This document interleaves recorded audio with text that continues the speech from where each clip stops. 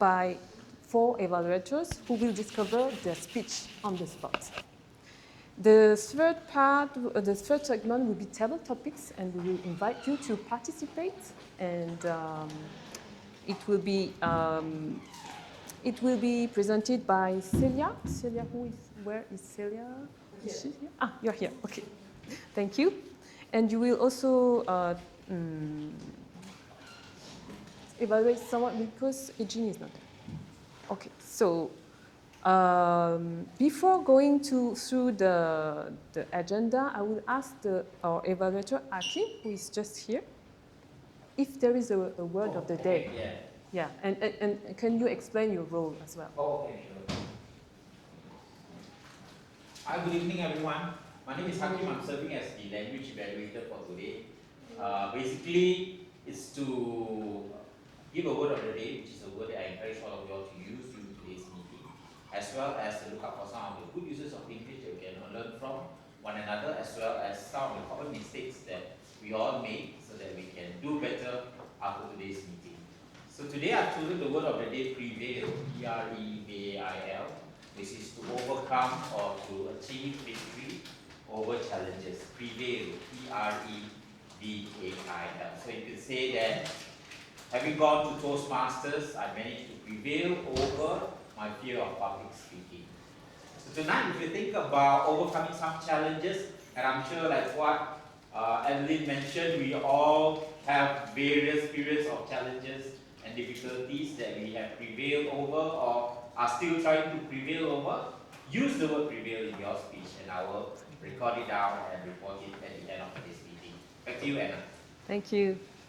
So Akim is a Toastmaster of over 10 years in various clubs. He enjoys learning through adapting to rapidly changing circumstances. He thinks that it will come him adaptable in a VUCA. VUCA is an acronym for volatile, uncertain, complex, and ambiguous world, where it is more important now than ever to lead with a heart. Thank you for taking the role of evaluator tonight. We have also, all the speeches will be timed, and Jilcy will be our timer. Jilcy is here. Thank you. Can you explain how the prepared speech will be timed, please?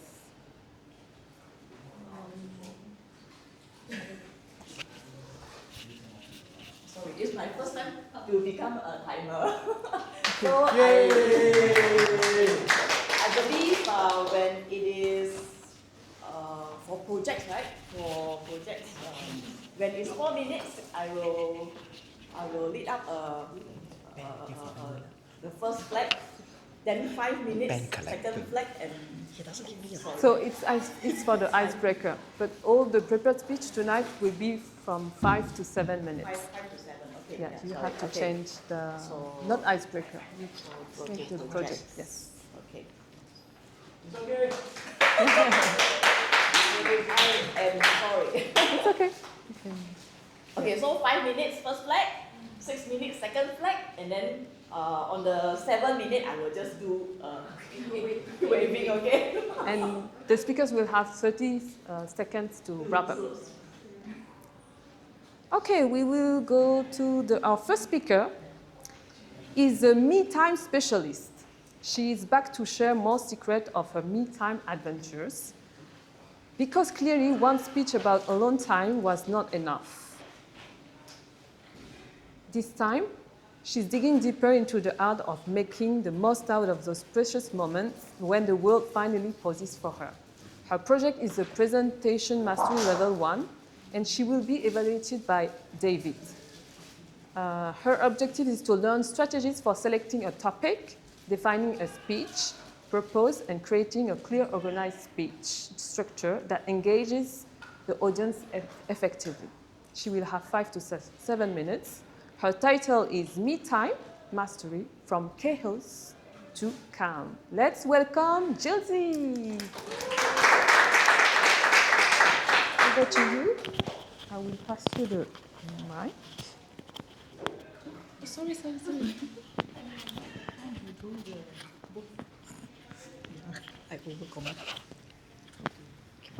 Sorry.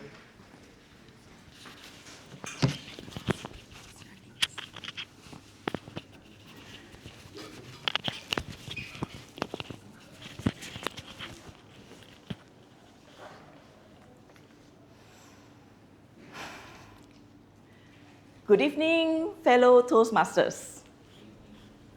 Good evening. In my last speech, I admitted that I unintentionally misused my me time for binging Netflix, social media envy, and too many packets of potato chips and wines. Okay, and my day,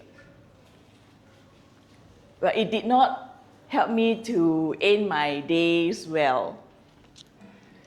So today, I'm here again and have another confession. It's 10 o'clock. My children are asleep. The house is silent. And I silently scream, "Yes, me time!" I drop myself onto the sofa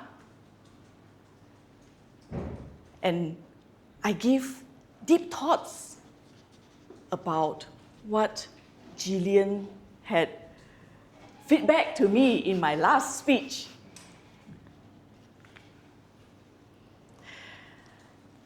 I thought, I have so much me time tips that I want to share. How can I share it out with my audience so that it is helpful to them? Maybe I can put them into a framework. That's where my brain lit up like a light bulb. My head is thinking like an AI, and my fingers are writing like a factory. That's where I came up with a framework called the SELF Care Framework, because it is going to be a framework where it can remind me on how to practice self-care for myself, yourself, and everyone, everybody's self. Okay. So I'm going to start off with the first acronym, which from the SELF Care Framework, which is the S. Now, S stands for, maybe anyone want to give a guess?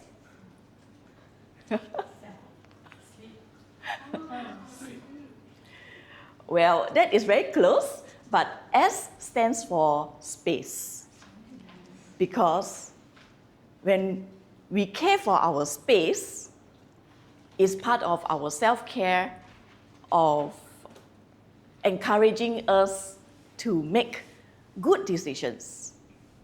Well, think of us like a plant.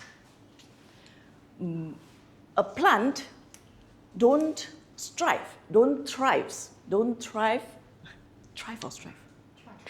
right? Yeah. A plant don't thrive and bloom because it wants to. It is able to do so because it has support from the space where sunlight are enough, water is sufficient, and the soil, which is the space that it is in, has enough nutrients to support it to bloom. Whether you realize it or not, your space are quietly supporting you or sabotaging you. When you care for your space, you make good choices obvious and bad choices invisible. To me, it means to keep my wine up on top of the most top shelf in the kitchen cabinet and brew my kombucha right in front of my kitchen counter. with that, I designed my space where I will reach out for a cup of kombucha after dinner instead of wine. It also means I make space big enough in my living room to roll out my yoga mat, where I can easily slip into my 30 minutes yoga practice after work to ease out my muscles. It also means that I put my sports shoes right in front of my doorsteps, where I can put it on and go for a run or even a walk in the park. It also means I put a book right on top of my pillow before I sleep so that I will be able to read them instead of swiping my handphone over the social medias. Just like Adeline said, declutter my wardrobe during my me time helps me to avoid fashion disaster during my morning rush. Okay. With this, I would like you to take a moment later at night during your me time. Look around your space. See if there is any corner of your space sabotaging you. Use your me time and prevail.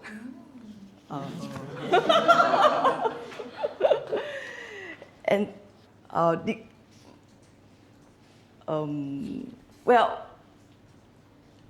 make it better during your me time to support your good decision or good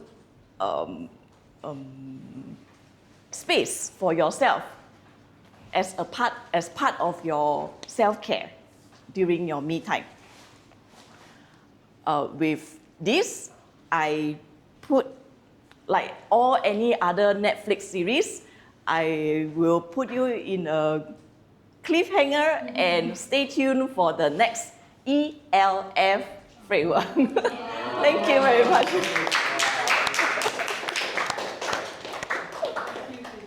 Thank you.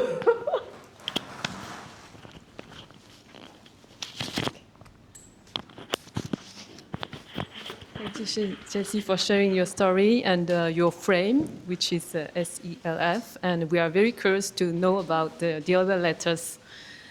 Okay, our second speaker is an introvert who loves adventures. By day, she crunches numbers. By vacation, she crunches into trees while snowboarding. Her project is the Presentation Mastery Level 1. She will be evaluated by Peter. Her objective is to introduce herself and learn the basic structure of a public speech. She will also have 5 to 7 minutes to deliver her speech, and her title is Alone, but Not Lonely. Please, let's welcome Calista. I have a. See, okay. Yeah, I have.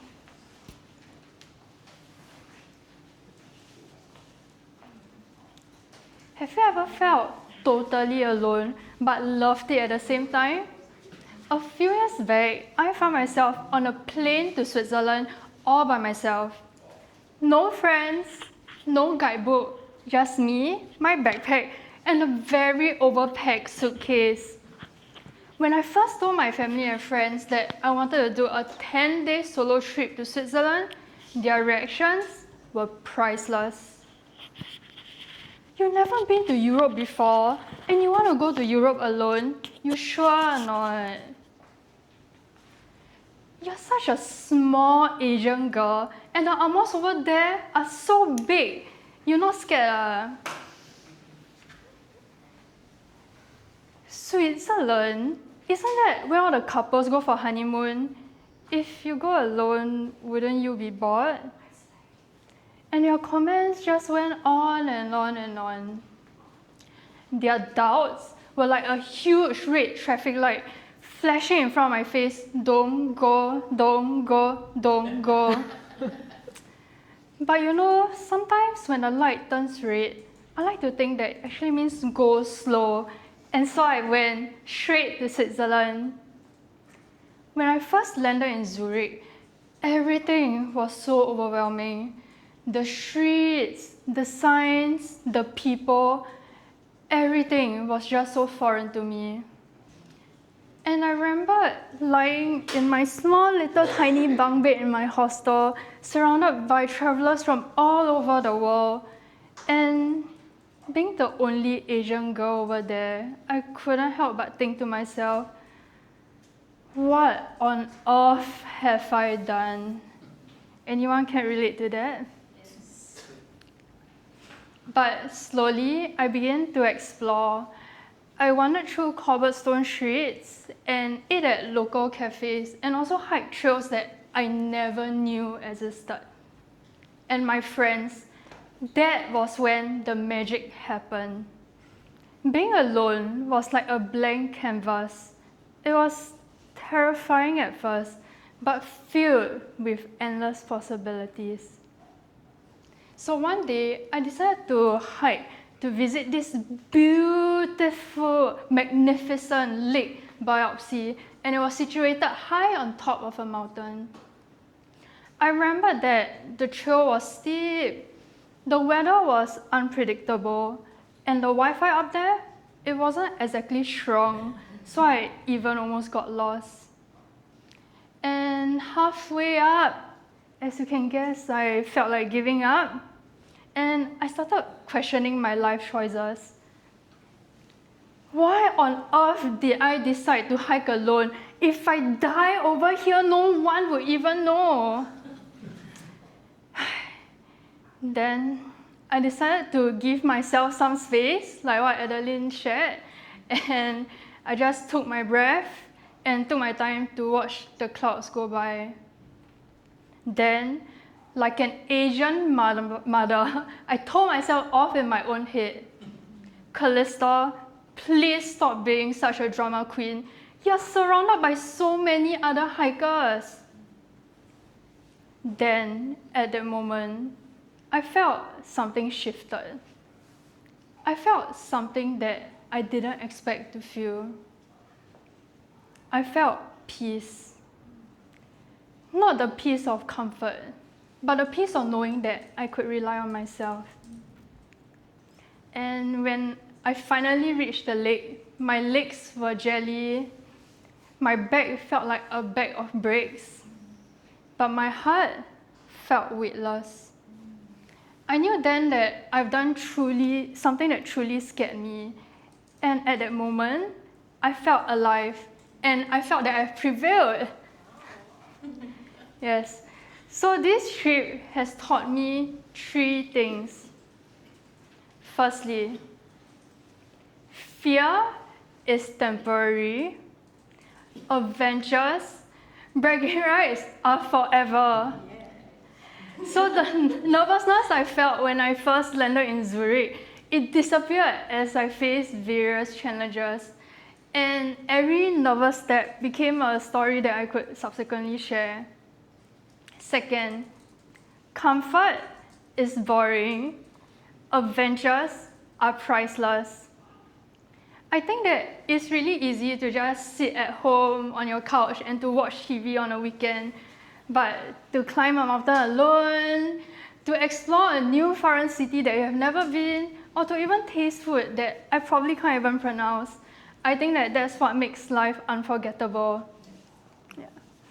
And last but not least, and also my favorite, alone does not mean lonely, and lost does not mean helpless. Being alone has taught me how to trust myself, independence, and also the joy of discovering myself. And I like to think that sometimes the quietest moments are also the loudest teachers. Since the trip, I also adopted this mindset to many parts of my life, whether it's surfing, snowboarding, or even standing here in Toastmasters today. And today, I have a very simple takeaway for all of you. Don't wait. Don't wait until you're married. Don't wait until you find the love of your life. Don't wait for the perfect season or the perfect day. Just go. And go alone if you have to. You may just find joy, courage yourself, and realize that being alone does not mean being lonely. Thank you.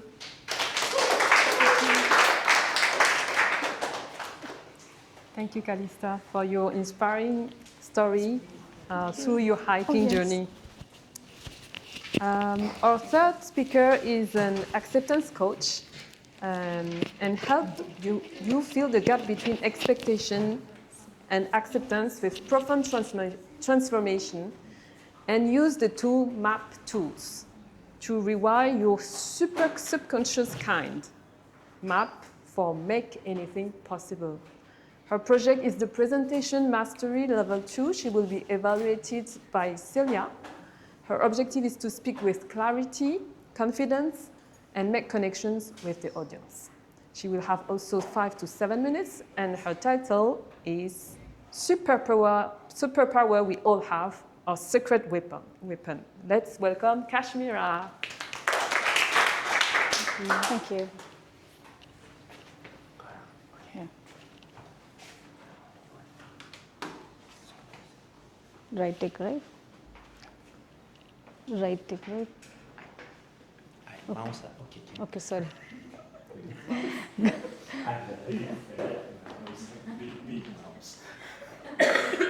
I'm the remote mouse. Good evening, everyone. Good evening. It was Diwali time few weeks back. My house was brimmed with laughter, light, music, good food, where my family and friends chatted and shared stories. Suddenly I hear my daughter calling me. When I went up to her, I see her face in worry. She looked at me and said, "Mommy, I need your help. My science project is due next week, and I don't know how to make this volcano erupt." And I'm looking at her with guests at home. But still, I had to listen to her. I wished I had a superpower that could make my project, fix my project in no time. Eventually, I had to do all that. In another room, I hear my husband and his friends talking about a new machinery which they wanted to install and they were struggling with. One of his friends said, "I wished I had that power to time travel in future and understand what was the best solution suited for this." I personally juggle with many things in my day-to-day life, and I wish that I had the power or superpower that could finish all my chores in a snap of my fingers. Quite relatable, right? Yes. But what are this superpower? We think, and what I realize here at this, that we all want to make our things very easy, or we rely on help. Superpower is nothing. It's defined as is an extraordinary ability, or it's a quality which we can help to get a superior advantage, right? But what I realize that most of these powers really don't exist in our life. They are just part of our thinking or our imagination. But what if I ask you that if you can replace this word, superpower, with secret weapon, your secret weapon? It could be your resilience, your listening skills, your patience, your anything. You are the best person to know what's your secret weapon is. But there is one secret weapon which is common, we all have in common. That is, we all have it, but we don't use it well. But if it is used effectively, it can lighten up a mood, it can make connections, and it also can brighten up somebody's day. Any guesses? Smile, yes, you're right, correct. Smile, yes. Smile has the ability to shift your mood. It not also brightens your day, but also when you smile at other, it also brightens somebody else's day, even when they are going through a rough time, right? Now, shall we try this? Shall we try this? Please look to the person sitting next to you, and if not, then you can look at me. And give a nice smile to each other, a warm, pleasant smile. Yes, Not yes. Smile. Yes. What did you feel good? Yes. We felt good because our brain releases a feel-good chemical. Yes, please. A feel-good chemical, which are endorphins. They are responsible. They are responsible for lightening up our mood and reducing the stress. Endorphins are nothing but nature's own medicine, which is created in our brain with only a simple facial expressions, right? And smiling. What happens when you smile? It reduces your stress. So smiling is nature's way of rewarding you for your act of kindness or just by simply feeling joy. There are different types of smiles, but authentic smile is something which will come only when you feel joy, or when you with an act of kindness or trying to make connections, right? Smile is a universal language, no matter what country you come from or what language you speak, but a simple smile is enough to make connections. Do you know there is also World Smile Day? Yes, on 3rd of October this year in 2025 it was celebrated. But for your knowledge, in 2026 it will be celebrated on 2nd of November. So 2nd of October. There are different types of smile, right? Weird smile, nervous smile, awkward smile, polite smile, right? But as I said, an authentic smile is what is important. Let me tell you this, that in public speaking, having a proper smile, a good smile, is very difficult. And let me be real, in those high pressure moments of impromptu speaking, or where I forgot my line, or I realize that I am blanking out and I'm making grammatical mistakes, it is really impossible to smile. But I learned my way. I learned to pause, to gather my thoughts, and then I breathe in to gain confidence, and then I continue with a smile, right? That's what I learned. But in Toastmasters, we are being taught that body language is important, but nothing is more important than an authentic smile, which will help you to connect with your audiences. Smile is not just a facial expression in Toastmaster, it's a secret weapon of mass communication. So please make communication always and keep smiling. Thank you.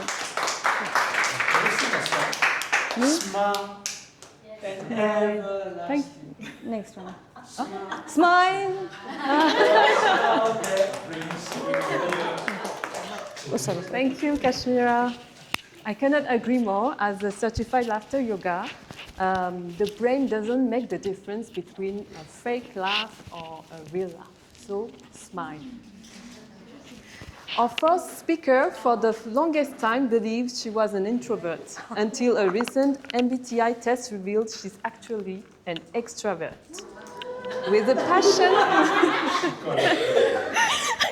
With a passion for chatting and connecting, she's here tonight to stay curious, share her thoughts, and grow alongside all of you. Her project is Presentation Mastery Level 3. She will be evaluated by Wissien. And her objective is to practice using a story within a speech or given a speech that is a story. Her title is What is that smell? Let's welcome her. Oops, that's Wrong hand.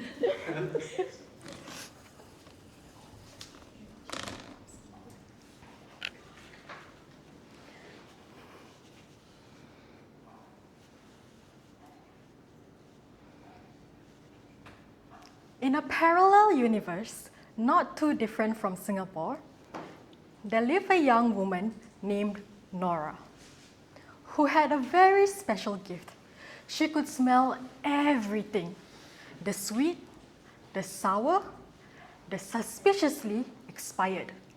She could smell kaya toast from 2 blocks away. And she could even smell the uncle on the MRT who clearly missed his stop and his shower.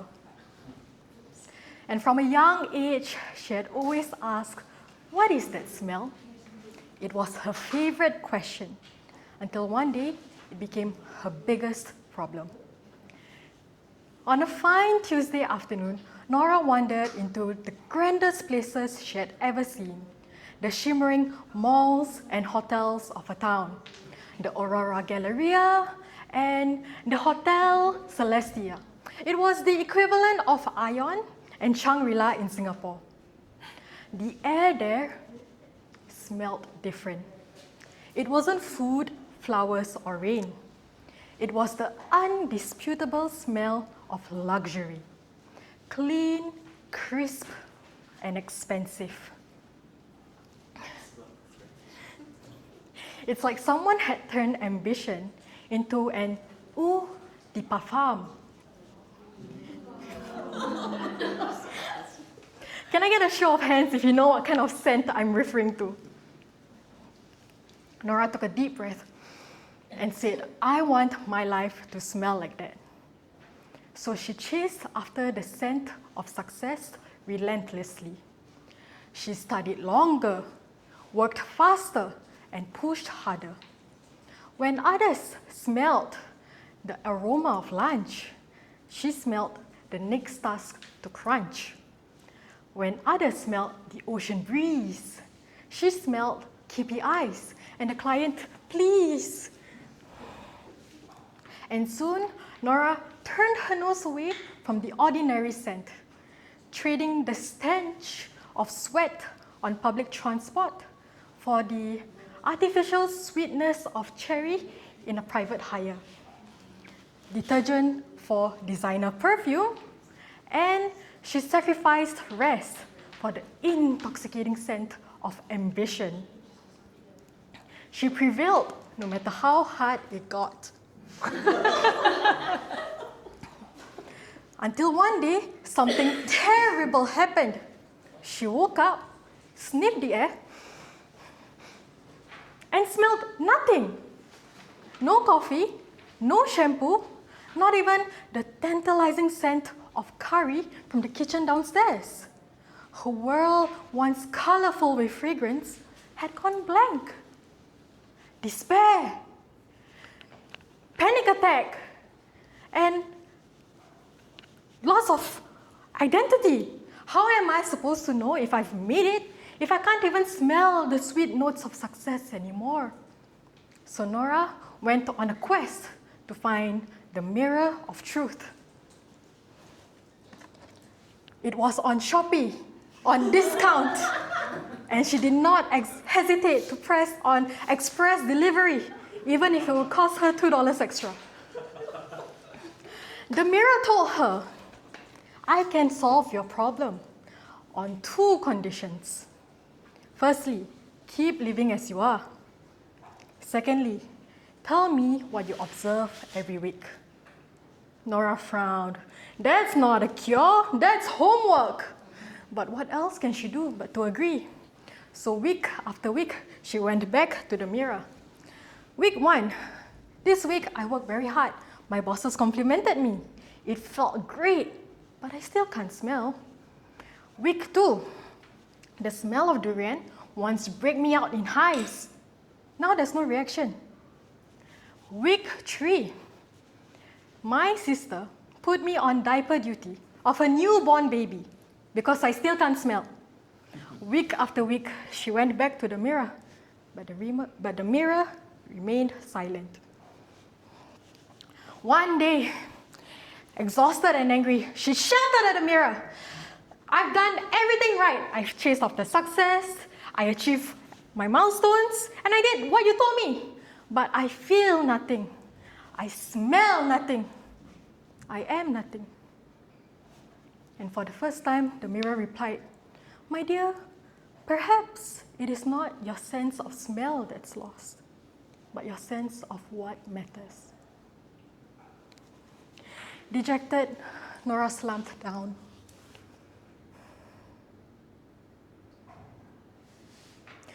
And for the first time in a while, she did not chase after anything. She sat quietly, felt the air, and did not want to do anything anymore. Suddenly something pricked her senses. What is that smell?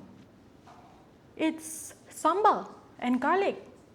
Ah, my sister must be cooking lunch. Her eyes widened. Wait, I can smell again. The mirror's surface rippled like moonlight, and it said, "My dear Nora, magic did not return to you your scent or smell. You did. When you paused, the world exhaled, and in that breath, you found the fragrance of home once more." That day, Nora discovered a truth the world often forgets, that when we sprint through life, even the sweetest smell fades into air. The scent of success may dazzle the senses, but it will never outshine the mouth-watering aroma of home-cooked food, the early whisper of rain after a long hot day, and the whiff of coffee when there is time to simply sip.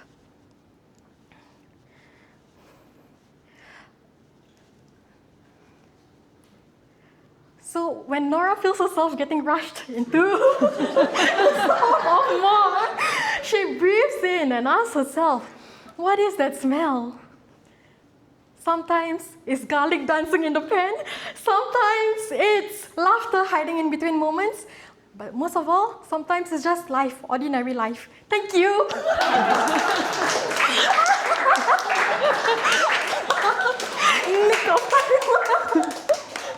Thank you, Nur. Thank you.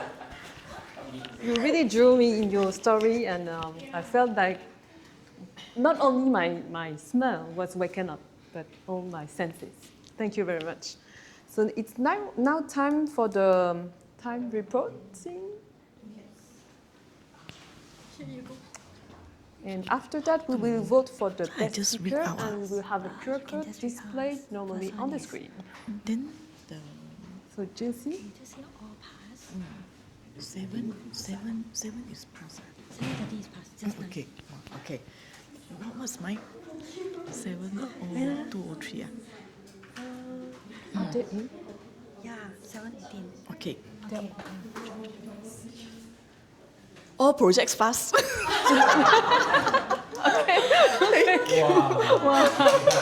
voting time. Please take out your phone, scan the QR code on the screen, Okay, and choose the best speaker.